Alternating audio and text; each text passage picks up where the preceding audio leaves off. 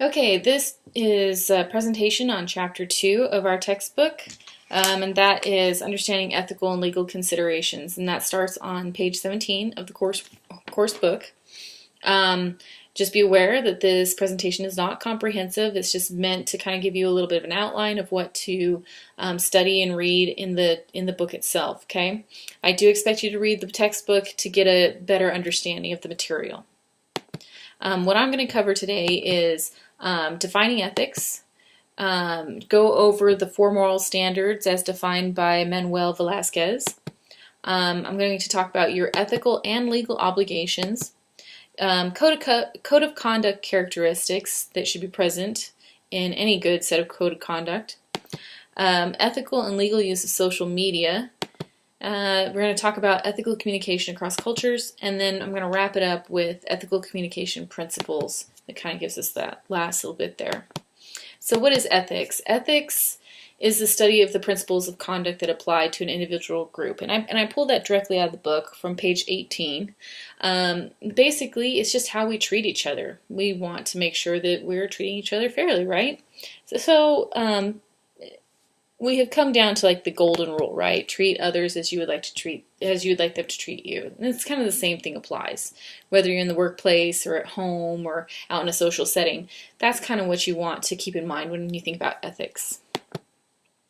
So right after that, and all these topics, they're just going to kind of go from one to the next as the book has them laid out. So now, I had mentioned earlier that, we're going to talk about the four moral standards by Manuel Velasquez when dealing with ethical dilemmas. And those four moral standards are rights, that's the individual's basic needs and welfare; justice, and that relates to the costs and benefits of an action or policy as it affects a group; utility, the positive and negative effects that action or policy will have on others; and then care, the relationship with others, how that shows that you care or shows that you don't care.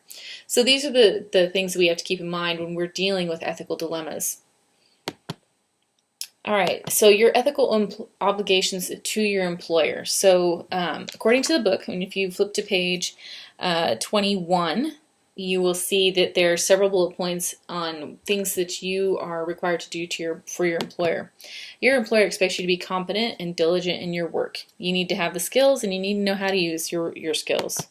Your employer expects you to be generous, but you are obligated to help the other people around you, your co-workers, to understand what you're doing. Your employer expects you to be honest and have candor. In other words, don't steal. Make sure you cite your sources. Your employer also expects you to have a measure of confidentiality. They don't want you going out sharing trade secrets with people. And lastly, your employer expects loyalty from you. And that can be in the form of just not giving information to a competitor, not buying competitor stock, those kinds of things. Now, your ethical obligations to the public is to be fair and provide safe and effective products or services, or in our case, as technical writers, to write the instructions so that they can be performed safely and effectively. Now, your ethical obligations to the environment are just to watch your resource use. Right now, the big movement is to be green and use less paper, waste less, things like that. That's your ethical obligation. All right, your legal obligations. So there are several laws. You have the copyright law, which relates to intellectual property. So if you're using someone else's idea, you have to make sure that you're citing that that's that person's idea and not passing it off as your own. And the exception to that is the work made for hire. And that's anything that the employee is making for the company during the company's time on the company's property. That is not something that is copyrighted or can be copyrighted because it is work made for hire. Trademark law has to deal with how you use the company's logo or product. How it's displayed is really important. Contract law deals with basically the agreements between two parties, the company and yourself and another company, those are really important to have those spelled out so that negotiations and relationships are agreeable. And I kind of like this term best is contract law keeps friends. As long as you have an agreement, everybody's friendly. And then liability law, that has to do with manufacturer's legal responsibility to disclose warnings.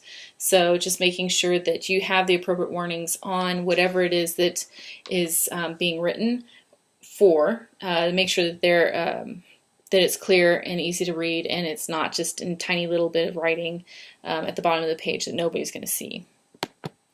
Your code of conduct characteristics. So in a workplace, your code of conduct is meant to protect the public rather than the members of the organization or profession. It needs to be specific and comprehensive. And on page 31, it talks about the different things the aspects that the code of conduct needs to cover. So for instance, adhering to local laws and regulations, including those intended to protect the environment, avoids discrimination, maintains a safe and healthy workplace, respects privacy, avoiding conflicts of interest, protecting the company's intellectual property, and avoiding bribery and kickbacks. So that's what a good code of conduct has, and it should be enforceable. Okay, ethical and legal use of social media. All right, so on page 33 of the textbook, there's the blue guidelines section that talks about using social media ethically and legally. This is where I'm drawing this information from, and this is important to know as social media is a big communication resource right now in our society. So just kind of reiterating what's already in the textbook. So you need to keep company-sponsored and personal accounts separate. You should not be posting company stuff on your personal account, and you should not be posting personal stuff on your company account. Make sure that you read all the legal disclaimers and the terms of use simply to protect yourself and your company. Keep all your private information private, especially if it has to deal with proprietary information to the company that you're working for. That could be a big legal problem later on if you don't. Don't plagiarize, not even from yourself. Don't take it from somebody else. And if you've already written something for your company and it's posted on your company site, you can't go out and put it on your own personal blog as your material. That goes back to that whole intellectual property. It's not yours. It belongs to the company, and you can't take it from there. And at the same time, don't defame anyone. Even if you have a competitor that you really just don't like, you don't say anything about them. That just shows, it looks bad in a lot of ways on you, on your company, and it could also cause legal problems. Make sure that you get permission before you reuse any material. So again, this goes back to the plagiarizing thing. If you want to reuse a blog that you wrote for your company, you need to get permission from your employer before you do so. Don't use false advertising. Don't pretend to be someone else.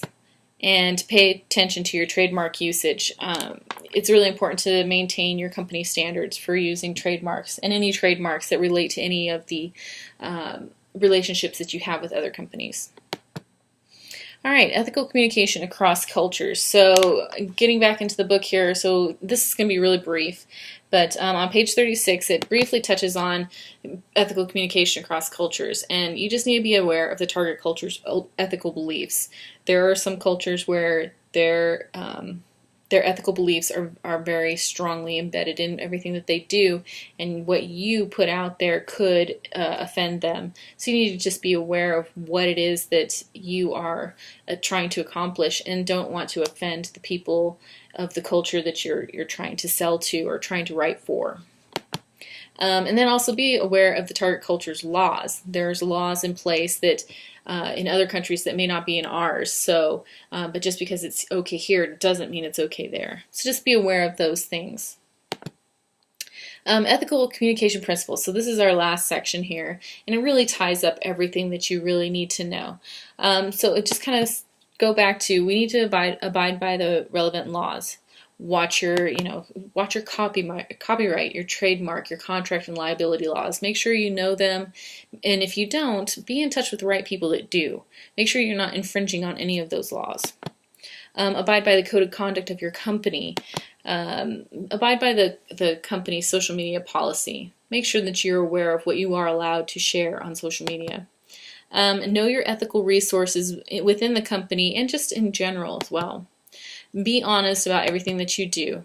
You want to avoid those false implications, exaggerations, legalistic constructions, and euphemisms. Keep it to the point and just be honest. Use design to highlight legal and ethical information. We all hear those radio ads where they say, and now here's the legal, and then somebody speaks so fast that you can't even understand what they're saying.